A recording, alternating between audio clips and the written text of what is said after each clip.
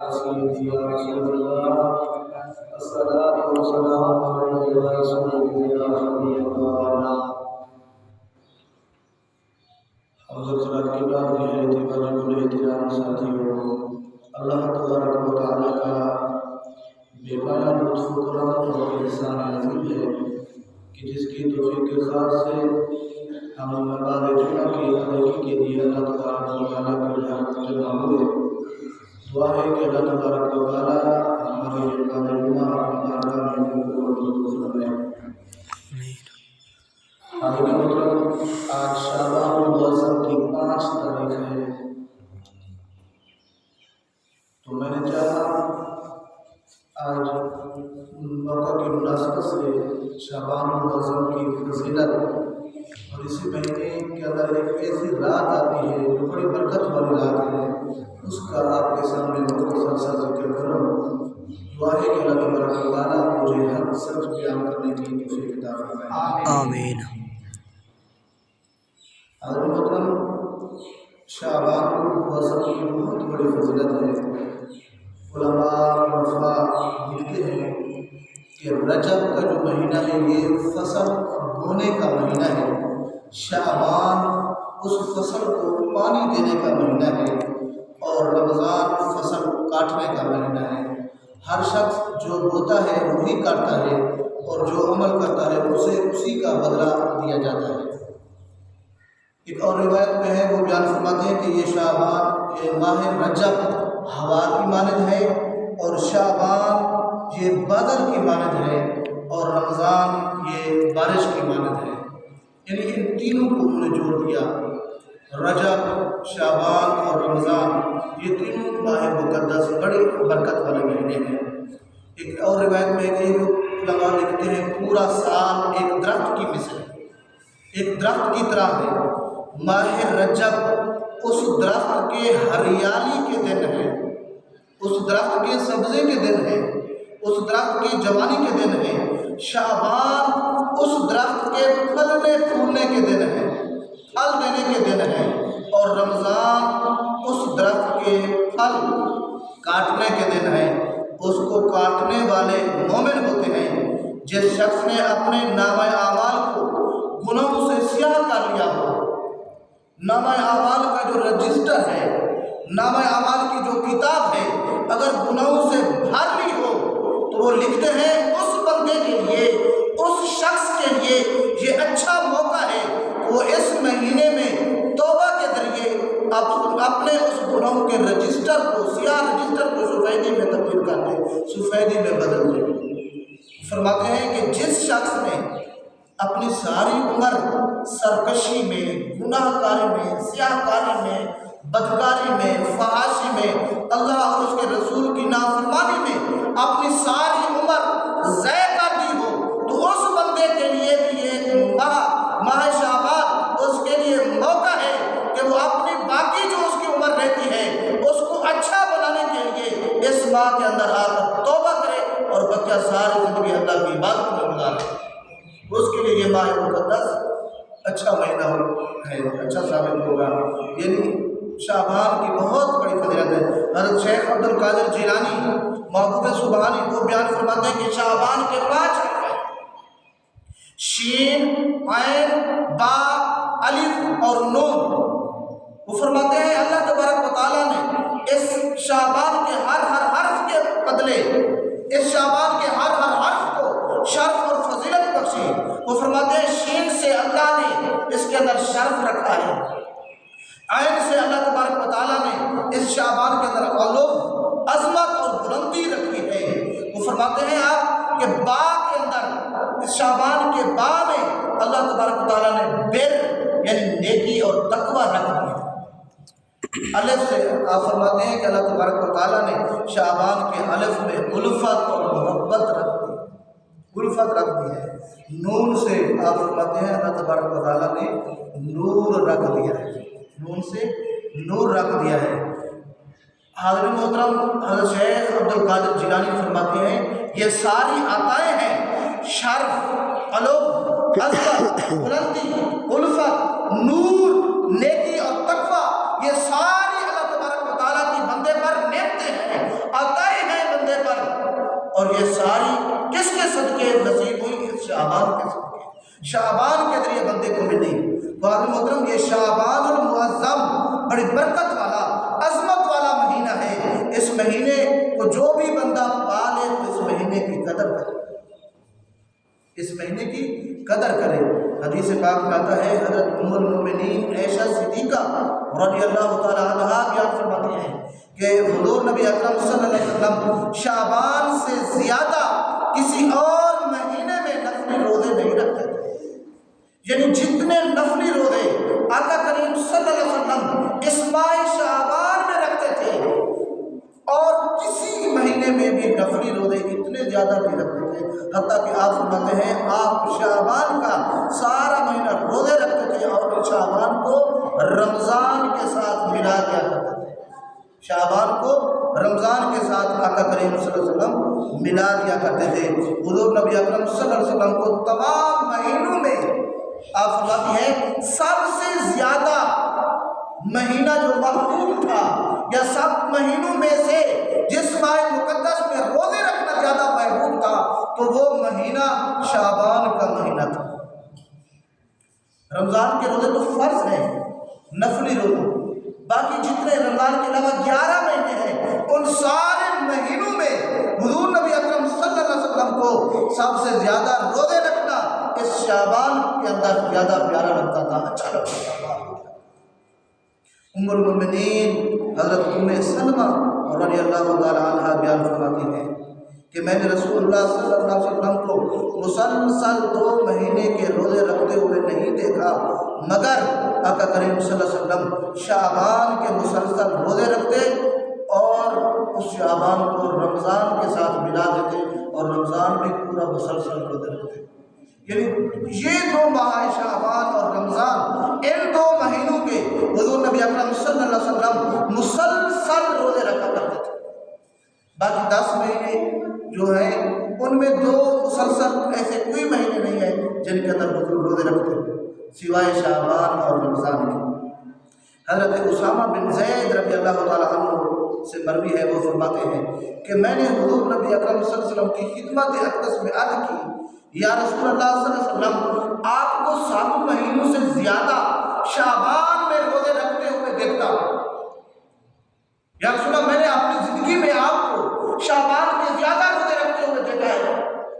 جب بھی آپ روزے رکھتے ہیں تو شعبان کے زیادہ روزے رکھتے ہیں۔ یا رسول اللہ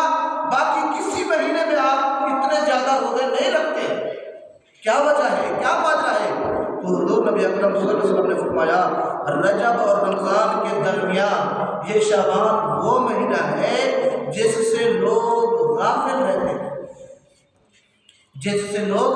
غافل رہتے ہیں۔ یہ وہ مہینہ ہے جس میں بندوں کے لیے بندوں کے اعمال اللہ رب العالمین کی بارگاہ میں اللہ کے حضور پیش کیے جاتے ہیں۔ سو مجھے پسند ہے، حضور نے فرمایا کہ میرا اعمال نامہ، میرا عمل جب اللہ کی بارگاہ میں، جب اللہ کے حضور اللہ کے سامنے پیش ہو تو میں اس وقت حالات روزے پہ ہوں۔ حضور فرما رہے ہیں کہ یہ وہ مہینہ ہے، اس مہینے میں ہر بندے کے اعمال اللہ کی بارگاہ میں پیش کیے جاتے ہیں، سارے سال کے کیے ہوئے اعمال بندے کے اللہ کی بارگاہ میں پیش کیے جاتے ہیں۔ تو حضور نے فرمایا اے اسامہ مجھے یہ پسند ہے،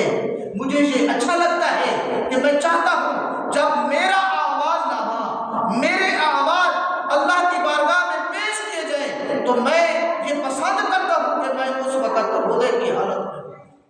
میں روزے رکھے ہوئے ہوں جب میرے اعمال اللہ کی بارگاہ میں پیش ہوں۔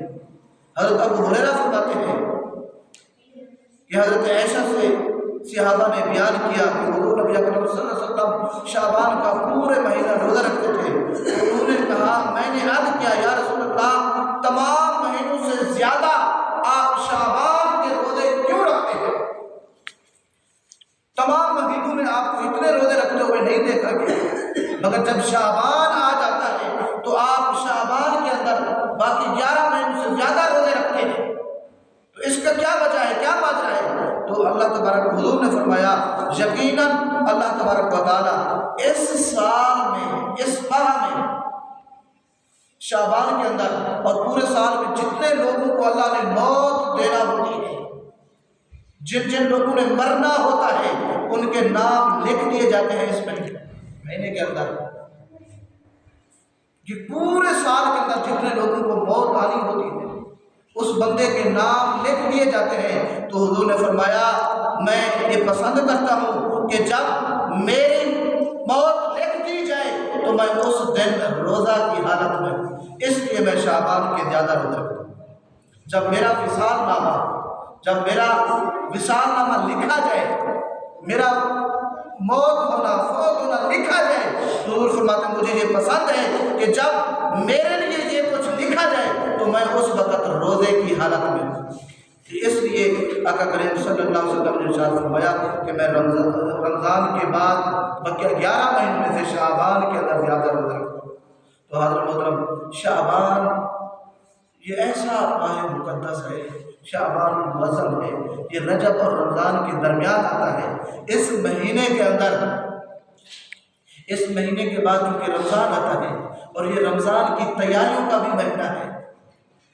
رمضان میں چونکہ عبادات کثرت سے کی جاتی ہیں تو یہ لوگوں کی ٹریننگ کا بھی مہینہ ہے، تاکہ اس مہینے کے اندر لوگ روزے رکھنا شروع کر دیں، تاکہ ان کی عادت بن جائے، عبادت نوافل ادا کرنا شروع ہو جائے، تاکہ ان کی عادت بن جائے، اور قرآن مجید کی تلاوت کرنا شروع ہو جائے، تاکہ ان کی عادت بن جائے۔ رمضان کے اندر کوئی دقت محسوس نہ ہو، مشقت محسوس نہ ہو، مشکل نہ ہو۔ اس لیے اس ماہ مقدس کو علماء مکرم نے فرمایا کہ یہ قرآن کے قاریوں کا مہینہ ہے، یہ قرآن تلاوت کرنے والوں کا مہینہ ہے، یہ قرآن پڑھنے والوں کا مہینہ ہے۔ تو حضرت محترم، شعبان کی بہت بڑی فضیلت ہے۔ اور پھر اس ماہ مقدس کے اندر ایک ایسی رات بھی آتی ہے 15 شعبان کی، جسے شب بارات کہا جاتا ہے، جسے شب برات کہا جاتا ہے۔ تو اس رات کی بھی بہت بڑی فضیلت ہے،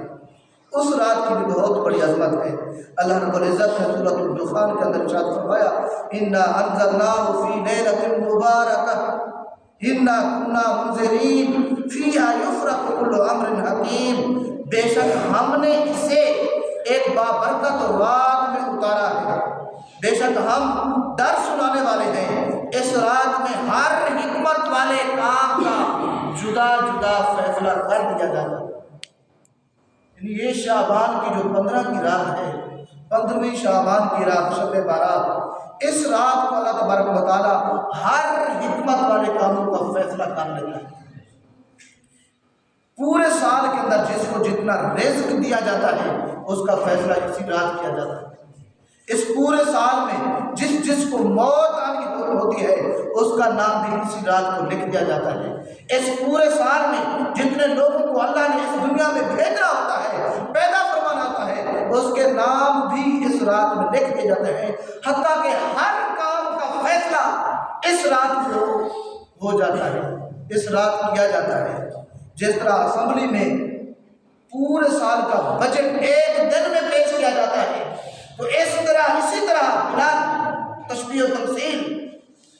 پورے سال کے اندر جتنے بھی کام ہونے ہوتے ہیں اللہ تبارک و تعالیٰ ان سب کا فیصلہ اس مقدس رات کے اندر فرما دیتا ہے۔ حضرت محترم، جب 15ویں شعبان کی رات حضرت عائشہ صدیقہ فرماتی ہیں ایک دن ایک رات میں نے رسول اللہ صلی اللہ علیہ وسلم کو اپنے بستر میں نہیں پایا، اپنے خوابگاہ میں بستر میں نہیں پایا، تو آپ فرماتی ہیں میں آپ کو تلاش کرنے کے لیے نکل پڑی، میں جاتے جاتے کیا دیکھتی ہوں، حضور نبی اکرم صلی اللہ علیہ وسلم جنت البقیع میں ہیں۔ کہا جنت البقیع میں، تو آپ نے فرمایا، پھر حضور نے حضرت عائشہ صدیقہ فرماتی ہیں مجھے دیکھ کر فرمایا اے عائشہ کیا تجھے ڈر ہے کہ اللہ اور اس کا رسول تیرے ساتھ ناانصافی فرمائے؟ میں نے عرض کی یا رسول اللہ ایسا ہرگز نہیں، مگر میرے دل میں خیال آیا کہ آج آپ میرے گھر آرام فرمانے تھے، شاید میں نے سوچا کہ شاید آپ کسی دوسری بیوی کے پاس نہ چلے گئے، کسی دوسری ازواج مطہرات کسی زوجہ کے پاس نہ گئے، مجھے یہ خدشہ لگا، یہ ڈر لگا۔ تو آپ نے فرمایا، عائشہ فرماتی ہیں کہ اللہ تبارک و تعالیٰ 15ویں شعبان کی رات اپنی شان کے لائق آسمان دنیا پر نازل ہوتا ہے، اللہ رب العزت 15ویں شعبان کی رات آسمان دنیا پر اتر آتے ہیں اور قبیلہ بنو کلب کی بکریوں کے بالوں کے برابر اللہ تبارک و تعالیٰ اس تعداد سے زیادہ لوگوں کو اس رات کے اندر بخشتا ہے، معاف فرما دیتا ہے۔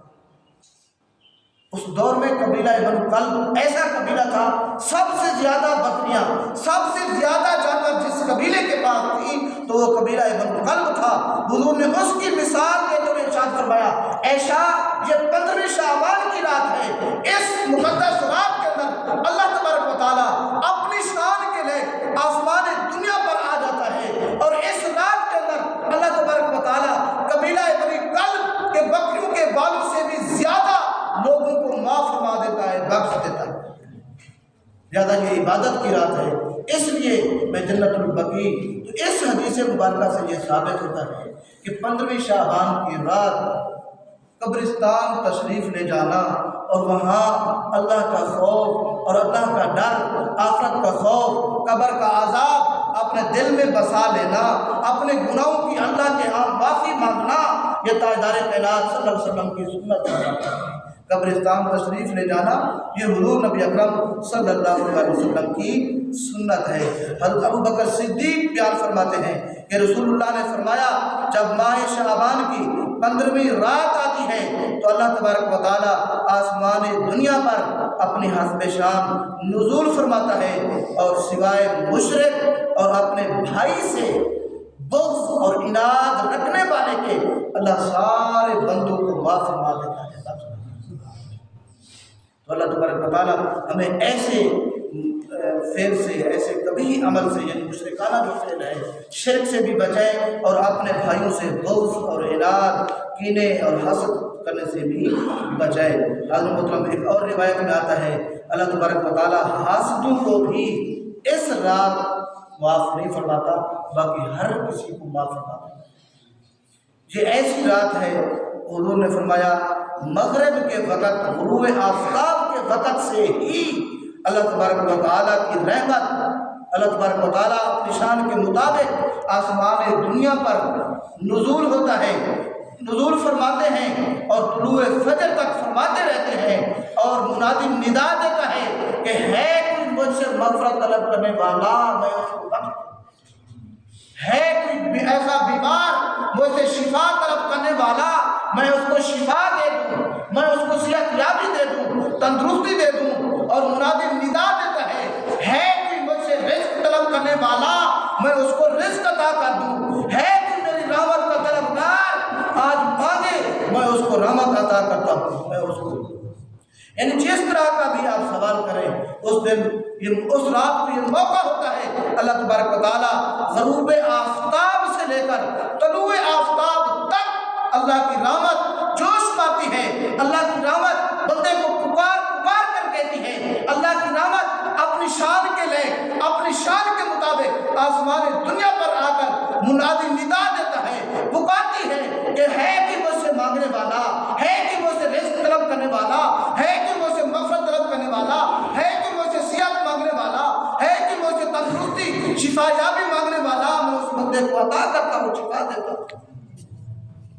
تو اس بندے کے پاس اس رات کو موقع ہوتا ہے، اس رات اٹھ کر اللہ رب العزت کی رحمت جب جوش پاتی ہے تو اس وقت بندہ اٹھ جائے، اس رات کو عبادت کر کے اللہ رب العزت سے اپنے گزشتہ کیے ہوئے گناہوں کی معافی مانگ کر آئندہ زندگی اللہ کے راہ پر گزارنے کا عہد کرے، توبہ کرے، اور اللہ کی رحمت کو اپنی جھولی میں پائے۔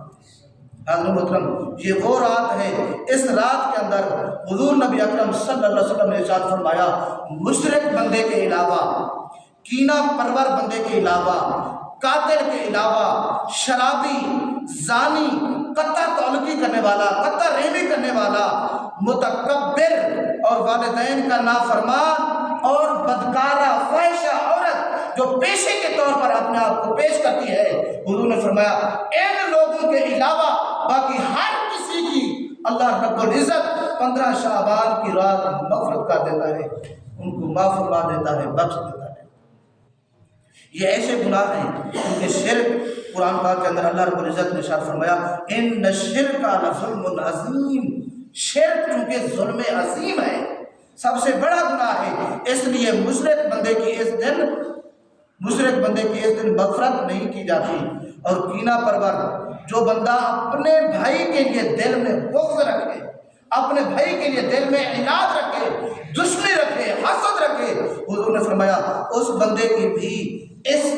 رات بخشش نہیں ہوتی۔ اور قاتل، تیسرا قاتل، کفر، یہ سب سے بڑا گناہ ہے، کبیرہ گناہ۔ کفر سے بھی یہ کبیرہ گناہ ہے، کفر کی طرح جس طرح کفر بندہ کرتا ہے وہ دین اسلام کو اچھا نہیں سمجھتا، دین اسلام کی طرف میل نہیں ہوتا، اسی طرح کفر کے برابر